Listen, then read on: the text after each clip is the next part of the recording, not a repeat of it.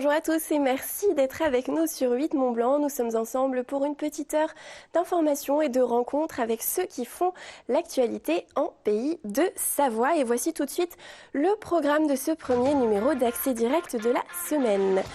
Une alternative à la grande distribution pour manger mieux et moins cher, c'est ce que propose le supermarché collaboratif Alpar. Son directeur sera avec nous sur ce plateau. Et puis plus de 350 exposants réunis dans un espace de 20 000 m² pour 5 jours de salon. Le désormais célèbre salon du mieux vivre de La Roche-sur-Foron démarre mercredi. Nous accueillerons pour en parler le directeur de Roche Expo. Enfin, une page sport. En fin d'émission, je recevrai le rugby club Faucigny-Mont-Blanc. Nous reviendrons également sur les premières performances de nos skieurs tricolores ce week-end à Zolden. Mais avant d'accueillir ces invités, place à l'actualité avec Fanette de Buisson. Bonjour Fanette. Salut Victoria. Alors, dans les titres du journal ce soir, on a notamment l'arrivée d'une flamme olympique.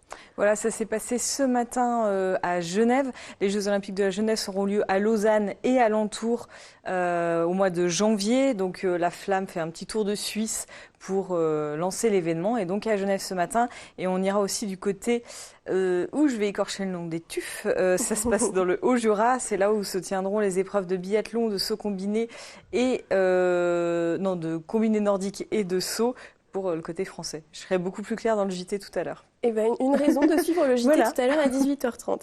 Et puis on parle du dépistage du cancer du sein. Voilà, c'est toi qui nous proposes un reportage sur le dépistage.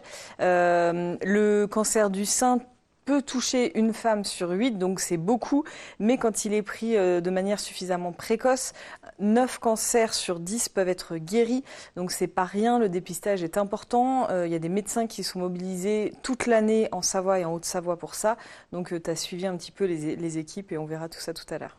Eh bien, à tout à l'heure pour le journal à 18h30. Merci Fanette. On va s'intéresser à présent à une initiative, une alternative à nos modes de consommation habituels. Et pour en parler, j'accueille donc Flavien Roux et Yves Debacker. Bonsoir messieurs. Bonsoir. Merci d'être sur le plateau d'Accès Direct. Alors Flavien, vous êtes le président de l'épicerie Alpar. Yves Debacker, vous êtes le référent pour la communication. Alors Alpar, c'est un supermarché collaboratif et participatif qui a vu le jour à Annecy en 2018. Alors d'abord, qu'est-ce que c'est un supermarché collaboratif et participatif? Comment ça fonctionne? Alors le principe, c'est d'être coopérateur de la coopérative, donc d'acheter des parts sociales, d'avoir une partie de la propriété de la coopérative et ensuite de participer à hauteur de 3 heures par mois pour faire tout ce qui est de la mise en rayon, de la caisse ou d'autres tâches annexes. Et ça donne la possibilité d'intégrer la coopérative et donc de faire ses courses au sein du supermarché. Donc on doit donner un petit peu de son temps, adhérer à la coopérative pour pouvoir faire ses courses. Exactement. Et qu'est-ce qu'on gagne en fait à participer, à donner de son temps finalement? L'intérêt, c'est déjà d'avoir accès à des produits locaux, bio, mais pas de que, on se veut être inclusif, donc avoir le plus de produits possible. Et c'est aussi de participer à une démarche et de pouvoir choisir finalement les produits qui sont dans les rayons en intégrant les différents groupes de travail au sein de la coopérative. C'était une première à Annecy et dans le département? C'est la première coopérative de ce genre en Haute-Savoie. Alors, on était venu vous voir lors de l'ouverture l'année dernière. Fanette de Buisson avait réalisé un reportage. Yves Debacker, vous étiez venu sur ce même plateau. Il s'agissait de vos débuts. Aujourd'hui, où en êtes-vous? Combien de membres ont rejoint la coopérative? Alors, je suis venu l'an dernier. On était juste au moment de prendre la décision de prendre ce local sur Mété. Et notre objectif, c'était d'être 300 coopérateurs pour démarrer. On était 160 et on a dit, on y va quand même parce qu'on pense que les gens vont nous rejoindre. Aujourd'hui, on est 350 à peu près et on a des gens qui nous rejoignent régulièrement. On va sûrement en avoir beaucoup au mois de novembre parce qu'il y a le mois de l'économie sociale et solidaire. On fait 4 portes ouvertes. Donc en général, dans ces événements-là, on a à peu près 20 personnes en plus qui viennent nous rejoindre. Vous vouliez nous parler, je crois d'ailleurs, de cet événement. Oui. Est-ce qu'on peut en toucher un petit mot? C'est aussi important, ça s'inscrit dans votre démarche? Tout à fait. Toutes les associations qui agissent pour la transition au niveau des deux Savoies d'ailleurs, parce que c'est un événement sur les deux Savoies, font le mois de l'économie sociale et solidaire. Il y a la monnaie locale, il y a le Ripper Café, il y a des tas de gens qui veulent changer les choses par le bas et non pas attendre que ça vienne d'en haut.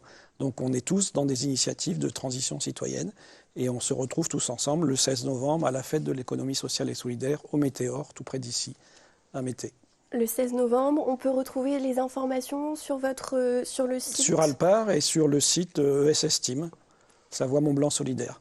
Eh bien, c'est noté. Alors, pour en revenir quand même à Alpar, sur votre site, on trouve une vidéo qui explique le concept et qui explique aussi que c'est un concept originaire des États-Unis. En tout cas, c'est une épicerie de New York qui vous a inspiré au départ. Et dans cette vidéo, donc un des membres explique qu'il vient pour la qualité des produits, pour les prix avantageux, mais aussi pour l'esprit de communauté. Est-ce que en un an, vous avez réussi à créer cette communauté autour d'Alpar?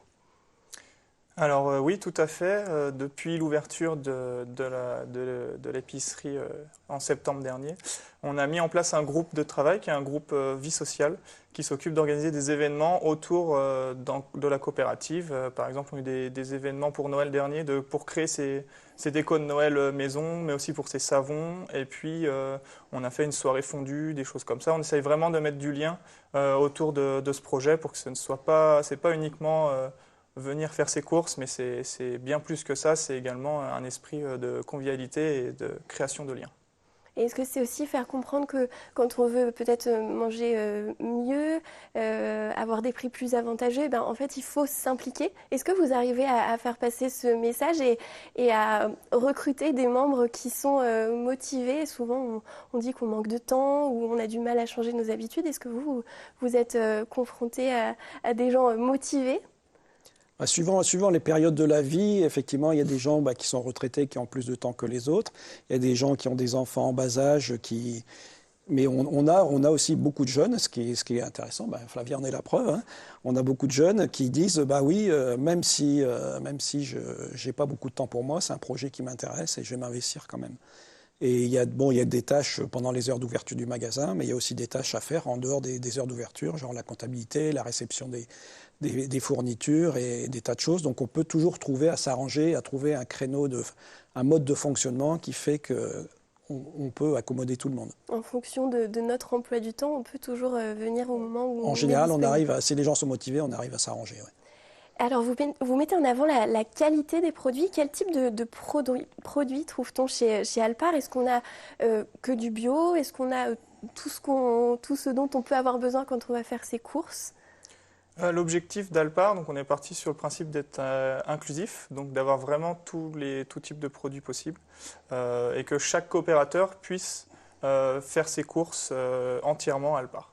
Aujourd'hui, on n'y est pas encore parce que le projet se développe, mais à terme, on souhaite aller dans cette direction. Et vous parlez aussi de prix avantageux. À quel point c'est avantageux par rapport à une enseigne de grande distribution? Aujourd'hui, sur un même produit, ça dépend des produits. Selon certains produits, on arrive à être 20 à 30% moins cher. D'autres produits, on a plus de mal parce que c'est des produits où la grande distribution va faire des marges plus réduites sur ces produits-là qui sont des produits d'appel. Et vu que nous, on applique un tarif de marge fixe, peu importe le produit aujourd'hui, pour être totalement transparent avec tous les coopérateurs, on a du mal à s'aligner en termes de prix sur certains produits, mais on y travaille pour qu'à terme, on soit attractif en termes de prix sur tous nos produits. On n'a peut-être pas dit où est-ce qu'on vous trouve, votre adresse. On a dit Annecy, mais précisément, où est-ce qu'on trouve Alpar? C'est tout près d'ici, c'est à 800 mètres à vol d'oiseau, c'est 7 rue du Vieux Moulin à Mété. C'est un local qu'on a trouvé là-bas, et puis si on peut se rapprocher du centre-ville, on le fera, mais pour le moment, on est là-bas. Quels sont justement les projets de développement d'Alpar? Alors les projets de développement, comme Flavien le disait, l'idée c'est qu'on puisse faire toutes ces courses au même endroit. Aujourd'hui, ce n'est pas encore le cas, on n'est pas assez gros, on a à peu près 150 mètres carrés de surface de vente. Il faudra qu'on passe à une étape supérieure. Et d'ici 1 ou 2 ans, il faudra qu'on s'agrandisse et qu'on puisse effectivement faire toutes ces courses. Parce que les gens, s'ils doivent venir travailler et en plus faire leurs courses dans les anciens supermarchés où ils étaient avant, plus à Alpar, ça ne peut pas tenir le modèle. Donc il faut vraiment qu'on arrive à passer à la vitesse supérieure. Et je pense qu'autour de 500 coopérateurs, ça sera le moment de basculer à une surface plus grande. Alors justement, comment fait-on si on veut venir grossir les rangs de votre coopérative? Comment on vous rejoint? Il y a différents moyens. Déjà, on peut regarder les horaires sur Internet et venir frapper à la porte. On va vous expliquer comment ça marche, on va vous faire visiter. Vous ne pourrez pas acheter si vous n'êtes pas coopérateur, mais déjà, vous aurez vu si les produits vous conviennent ou pas. Et puis après, on conseille aux gens de venir à une réunion d'information. On fait des réunions d'information tous les premiers vendredis du mois, où on explique vraiment aux gens le fonctionnement pour être sûr qu'ils s'engagent dans quelque chose auquel ils sont vraiment prêts à participer. Et puis, au mois de l'économie sociale et solidaire, on va avoir 4 portes ouvertes tous les vendredis. Donc l'idée, c'est de venir discuter, de voir ça me plaît, l'ambiance ou pas, et puis pas s'engager à la légère, quoi. On a assez peu de gens qui s'en vont, hein, c'est marginal, mais on veut que les gens comprennent bien le concept et à quoi ils s'engagent, et puis voir qu'il y a une ambiance. Il n'y a pas que acheter éventuellement moins cher, mais il y a aussi toute cette vie sociale. On fait des barbecues, on fait des soirées-jeux. L'idée, c'est de vivre ensemble. Une précision peut-être avant de vous laisser repartir. On ne l'a pas dit, mais on n'a pas besoin d'avoir une expérience en vente, en mise en rayon. C'est ouvert à tous. Il n'y a pas grand monde qui en a chez nous. Non, pas grand monde. Ouais. On apprend sur le tas. Eh ben, merci beaucoup Flavien Roux et Yves Debacker d'être venus nous présenter Alpar, l'épicerie collaborative et participative. Merci et bonne continuation à vous. Je vous invite à regagner la régie et d'une petite épicerie, nous allons passer à un grand salon puisque j'accueille sur le plateau d'Accès Direct Mathieu Héroux. Bonsoir. Bonsoir. Vous êtes le directeur de Roche Expo et si vous êtes avec nous, c'est parce que l'un des grands rendez-vous de l'année approche, c'est le salon du mieux vivre qui débute ce mercredi 30 octobre. Alors il y a d'autres événements d'envergure à l'espace Roche Expo à La Roche-sur-Foron, mais on va principalement parler de celui-là. D'ailleurs, je vais rappeler à nos téléspectateurs qu'ils peuvent gagner 10 fois 2 entrées pour ce salon. Toutes les informations sont à retrouver sur notre compte Instagram. Alors, Mieux Vivre Expo, on connaît le concept, c'est le salon de la maison, de l'aménagement intérieur, des loisirs, mais aussi de la gastronomie. Et cette année, vous avez choisi un thème ou plutôt une couleur, c'est le rouge. Pourquoi ce choix ? Le rouge, tout simplement, parce que c'est la couleur de la passion. Et c'est vrai qu'on est assez passionné par ce que l'on fait à Roche Expo. Au niveau de l'équipe, au niveau des partenaires, on est passionné effectivement par notre activité, on est passionné par la rencontre. Et on s'était dit qu'après le blanc que l'on avait fait il y a 2 ans, en référence à la neige évidemment, le rouge était une belle couleur à utiliser. Et on a effectivement un petit peu déliré dans l'équipe organisatrice pour se dire le rouge, qu'est-ce que ça représente pour nous ? Quelles idées on peut avoir autour du rouge? Et donc on a déliré autour des belles voitures, des Ferrari, autour des pompiers, autour du Père Noël également. Forcément. Et puis de la passion, voilà, exactement. Alors, vous l'avez dit, il y aura différentes animations, différentes choses à voir autour de ce thème. Et pour coller au thème, vous avez invité, vous l'avez dit, vous l'avez évoqué, le hameau du Père Noël. Donc, c'est ce parc à thème situé au col du Montsiou entre Annecy et Genève. Et son Père Noël sera présent à l'inauguration du salon. C'est aussi ça, le salon du mieux vivre, c'est s'associer avec des acteurs locaux. Alors, on aime s'associer avec les acteurs locaux et on avait aussi envie de faire un clin d'œil au Père Noël. Forcément, on est à quelques semaines des fêtes de Noël. On trouvait que faire inaugurer justement le salon Mieux Vivre Expo par le Père Noël, c'était effectivement la première fois qu'on le faisait.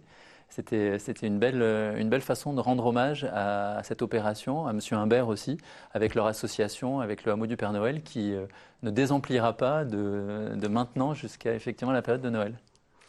Un thème aussi qui vous est cher chaque année, c'est la gastronomie. Elle a toujours une place assez importante au Salon du Mieux Vivre. Et cette année, elle prend une place. Est-ce qu'on peut dire qu'elle prend une place encore plus importante avec ce nouvel espace Food Cook ? Alors c'est effectivement un espace qui va être magnifique au cœur du salon, dans le hall A, à côté effectivement des exposants de l'habitat. Et on va avoir en fait pendant les 5 jours de manifestation des démonstrations culinaires, des masterclass, avec des cours à la fois pour les enfants et à la fois pour les grands, avec des thématiques différentes selon les journées. On va avoir Anne-Claude, qui est une diététicienne épicurienne qui nous suit depuis pas mal de temps et qu'on va avoir plaisir à retrouver pendant les 3 premiers jours de la manifestation. On va avoir également 2 chefs, Laurence Salomon et Daniel Baratti, qui tient effectivement le restaurant L'Auberge sur les Bois, pas très loin d'ici. Bon, bah, rien que pour nos papilles, on a déjà envie d'aller y faire un tour. Et beaucoup de créativité justement dans les recettes qui seront présentées. Donc, Alors, parmi les temps forts, il y aura aussi une journée gratuite pour les plus de 65 ans. Ce sera ce jeudi 31 octobre. Est-ce qu'il représente une part importante de votre public? Alors c'est une part importante de notre public et principalement en fait nous ce sont des visiteurs qui nous intéressent beaucoup puisqu'ils viennent souvent en famille et la plupart du temps eux-mêmes il y a quelques années étaient venus à Roche Expo avec leurs grands-parents et ils viennent maintenant avec leurs enfants et avec leurs petits-enfants et cette journée est vraiment spécifique pour eux donc il y a effectivement la gratuité de la journée mais il y a plein d'opérations qui sont montées justement pour qu'ils puissent passer une bonne journée, que ce soit avec les 350 exposants qui seront présents, que ce soit effectivement au niveau des activités, puisque en plus, comme on est jour d'Halloween, on va avoir cette même journée une activité pour les plus jeunes, une activité de maquillage justement pour se maquiller en personnage d'Halloween. Il y en aura pour toutes les générations. Ouais. Vous parlez justement de plusieurs générations. Depuis combien de temps le salon ça fait plus de 30 ans que ce salon existe et nous, on existe depuis plus de 90 ans. Roche Expo, ça existe depuis plus de 90 ans. On a commencé en 1925 et puis l'association que je dirige, justement, a pour objectif de créer plein de rendez-vous, plein de rencontres, d'occasions de rencontres autour des passions des gens, d'où, encore une fois, ce rouge. Donc il y a Mieux Vivre Expo qui refermera ses portes le 3 novembre, mais on imagine que l'activité pour Roche Expo va continuer. Tout à fait, donc on a d'autres manifestations qui sont professionnelles et grand public qui suivent. On va avoir le forum des collectivités territoriales qui suit le week-end d'après, le 8 et le 9 novembre. Nous avons aussi des salons de marque avec l'enseigne botanique qui fait un salon animalier pour ses acheteurs en fait. Donc là c'est vraiment un salon qui est fait pour les professionnels. Nous avons le salon Naturelia qui arrive en fin de mois de novembre, qui va se passer cette année en même temps que 2 autres salons, le salon Passion Vin et le salon Cap Senior, là aussi pour les seniors. Et puis on terminera au mois de décembre avec un salon de la robotique, le salon des étudiants, et puis également des arbres de Noël pour les entreprises. On sera très certainement amené à suivre toutes ces manifestations. Une dernière question avant de se quitter. Où est-ce qu'on peut retrouver toutes les informations pour Mieux Vivre Expo et puis les événements suivants? Alors, sur le site internet donc, de Mieux Vivre Expo, c'est mieux-vivre-expo.com. Vous avez toutes les informations, le programme, les horaires et puis la billetterie en ligne pour pouvoir effectivement prendre ses billets et ne pas faire la file d'attente à l'entrée du salon. Eh bien, merci beaucoup Mathieu Héroux, directeur de Roche Expo. Merci d'avoir accepté notre invitation et bon salon à vous. Merci encore. Votre accueil et votre fidélité. Merci. À bientôt. Alors, sans transition, on va passer à notre rubrique sport et ce soir, on va parler de rugby. Malgré nos récents déboires en Coupe du Monde, nous avions tout de même envie de nous intéresser de plus près à un club local. Il s'agit du rugby club.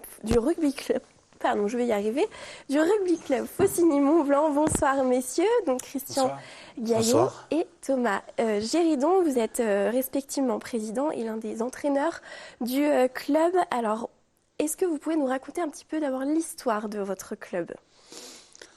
Le club, c'est le résultat d'une fusion entre Cluse-Songier et Salange il y a 25 ans. Donc 25 ans d'existence. 25 ans d'existence, et avant, il y avait Mont-Blanc et Cluse-Songier qui avaient été créés en 63-64. Ouais. Alors vous êtes plutôt dans une vallée de ski, de hockey sur glace. Comment vous avez réussi à... Pas tout à fait. Enfin, après, les clubs de hockey, c'est Saint-Gervais, c'est Chamonix, c'est Megève. Nous, on est dans la vallée. Et puis on compose bien avec eux. On a des joueurs de hockey qui ont joué au rugby, on a des enfants de rugbymen qui jouent au hockey, tout va bien, quoi. Vous avez réussi tout de même à séduire et à attirer des membres. À l'heure actuelle, on séduit assez, parce que l'année dernière, on était un club de 400 licenciés. Cette année, on est à environ 320. sachant que les licences ne sont pas clôturées. Et on est le 3e club de Haute-Savoie. Et on va parler justement de votre équipe première qui évolue en championnat préfédéral. Vous avez manqué la montée en Fédéral 3, ce qui correspond au 5e échelon national la saison dernière. Quels sont les objectifs pour cette saison ? Alors les objectifs pour cette saison, c'est vrai qu'on a un groupe très jeune et talentueux avec quelques joueurs d'expérience bien sûr, qui fait un bon mélange. Donc l'objectif pour cette saison, ce sera certainement d'être dans la place dans les 4 premiers de la poule, qui signifie donc automatiquement qualification en phase finale. Après, on va voir, on va travailler, on va essayer de développer un maximum les joueurs pour d'ici 2-3 ans pour éventuellement avoir l'objectif de remonter en Fédéral 3. Voilà, je pense que Christian est d'accord. Enfin, aujourd'hui, les structures du club ne nous permettent pas de monter en Fédéral 3. Ou si on montait par hasard en Fédéral 3, on en a les moyens. Il faudra structurer un peu mieux le club. Et il faudra que nos jeunes soient plus aguerris. Aujourd'hui, on joue quand même avec 6 anciens juniors de l'année dernière en une. C'est une grosse satisfaction. Hein. Oui. Justement, j'allais vous demander quelles sont vos ambitions, vos projets en termes de formation. Vous parlez des jeunes, vous misez sur ces jeunes-là ? Ah ben, c'est même notre principal vœu. Aujourd'hui, on s'appuie sur une génération de juniors qui a été champion Filippono 2 années de suite. Et l'année dernière, demi-finaliste de Ligue 1. En U14 aussi, en U16, on est au premier niveau régional aussi, en Ligue 1. On a une école de rugby qui est assez bien structurée, puisque nous avons une classe baby, des moins de 6, moins de 10, moins de 12, moins de 14, en effectif complet.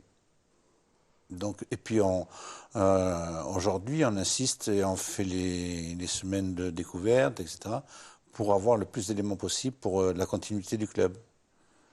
On n'a pas parlé des femmes, il y a aussi une équipe féminine. Oui, il y a une équipe féminine, vas-y. Il y a une équipe féminine, donc bien sûr dans le club.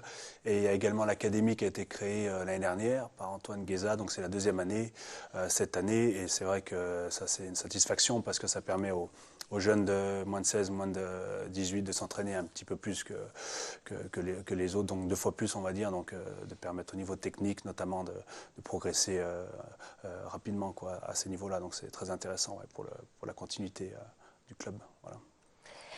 Dans votre description sur votre site internet, vous dites, je cite, « Au RCFMB, ça pue l'esprit de famille et le rugby de valeur ». C'est un peu la marque de fabrique du rugby, en opposition peut-être à d'autres sports. On l'oppose souvent au foot, par exemple. Qu'est-ce qu'on trouve quand on intègre votre club ? Je vous pose une colle.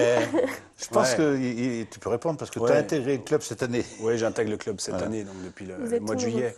Donc tout nouveau dans ce beau club. Donc il y a vraiment un esprit familial. C'est vrai que le rugby déjà, ça a des valeurs générales qui sont la famille, la solidarité, l'entraide, etc. Et c'est vrai qu'à Faucigny, je retrouvais vraiment tous ces éléments. Et c'est vrai qu'on... Quoi de mieux pour un entraîneur d'avoir plus d'une 50aine de joueurs aux entraînements 3 fois par semaine, c'est génial. Donc ça veut dire que l'esprit est bon, est sain, et les joueurs ont envie de travailler, de progresser, et tout le monde, le staff aussi, de se développer. Donc c'est vraiment très, très satisfaisant. Et voilà, donc je pense que ça correspond très très bien à ce que vous venez de dire juste à l'instant. Vous êtes d'accord, Oui. Et par histoire de valeur, aujourd'hui, Faucigny-Mont-Blanc, on peut se targuer d'être un club purement amateur. Purement amateur. Il n'y a aucune rémunération au niveau des joueurs, etc.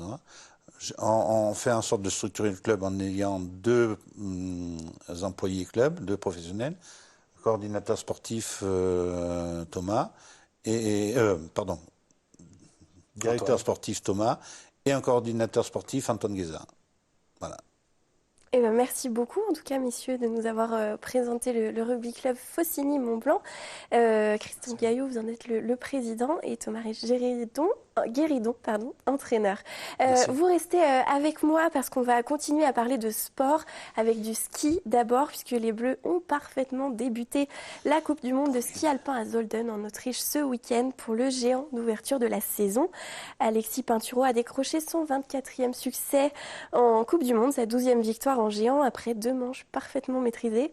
Mathieu Fèvre termine lui 2e pour offrir à la France un 9e doublé sur cette épreuve du géant.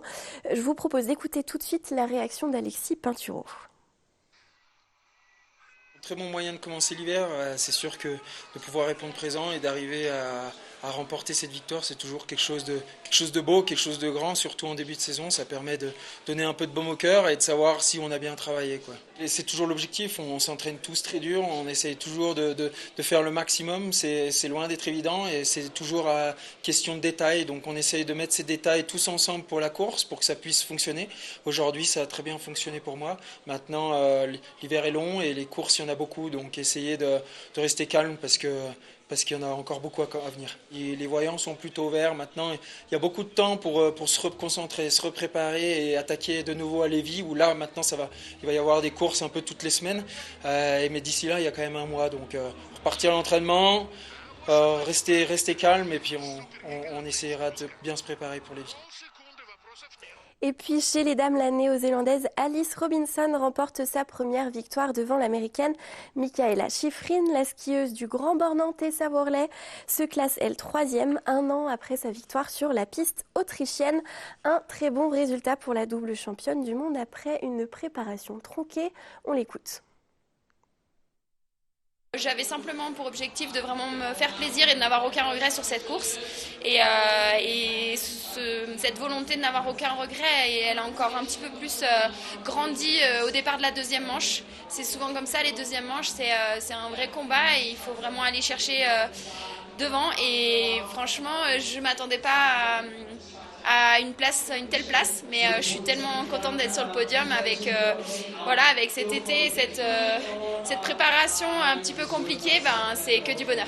J'ai envie de continuer à être de plus en plus fort. Je sens que physiquement j'ai encore du travail, techniquement aussi, donc voilà, c'est parti, je lâche rien. Est-ce qu'on suit le ski du côté du rugby club Faucigny-Mont-Blanc? Moi personnellement oui. Ouais. Vous êtes content là des résultats des Français la ce week-end? prix Asher va être assurée par notre champion, je pense. On va terminer avec un petit mot rapide de boxe cette fois-ci, avec le championnat de France professionnel qui s'est tenu ce samedi à Albertville. Nous avions reçu Maëlys Gangloff lundi dernier dans Accès Direct. Elle s'est malheureusement inclinée au point face à Elodie Pouchlaka, la tenante du titre. Merci à Patrice Parisi pour ces images. Et puis merci à Sébastien Germain pour son aide dans la préparation de cette rubrique sport. Merci beaucoup messieurs d'avoir accepté notre invitation dans Accès Direct. Et c'est la fin de cette première partie. On se retrouve tout de suite après la pub pour le journal de la rédaction.